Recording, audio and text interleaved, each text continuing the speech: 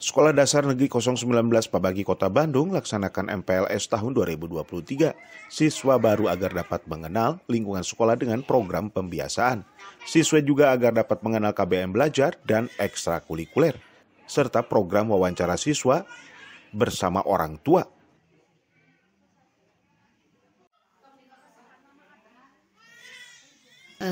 Hari ini menginjak ke hari ke-8 ya, untuk MPLS di SDN 019 Pabagi. Untuk tahap kedua ini memang program kami adalah pengenalan siswa untuk sekolah. Jadi artinya minggu pertama kita mengenalkan berbagai lingkungan belajar dan kegiatan di sekolah kepada siswa.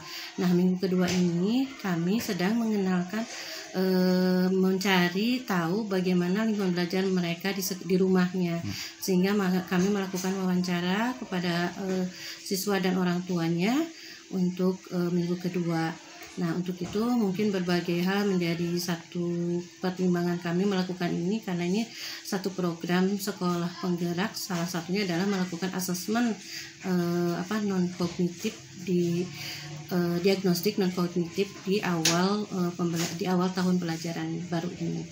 Nah, untuk kegiatan kami berbagai hal yang sudah kami lakukan di awal minggu pertama. Kami sudah memperkenalkan termasuk personil guru, lingkungan belajar, lingkungan sekolah, dan semua kegiatan yang ada hubungannya dengan kegiatan di sekolah kami, terutama pembiasaan yang sudah dilakukan di sekolah dan semua kegiatan ekstrakurikuler yang sudah dilakukan di sekolah kami.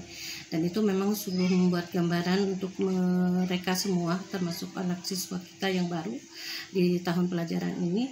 Alhamdulillah kami sudah menerima siswa sebanyak 224 siswa dengan banyaknya 8 rombel untuk tahun ini, sehingga semua bisa terakomodir dari sejumlah itu sudah tercover 8 rombel dengan jumlah yang ada di kami, gitu ya, yang diterima di sekolah. Widi Harian mengabarkan, Hadas TV, Kota Bandung, Jawa Barat.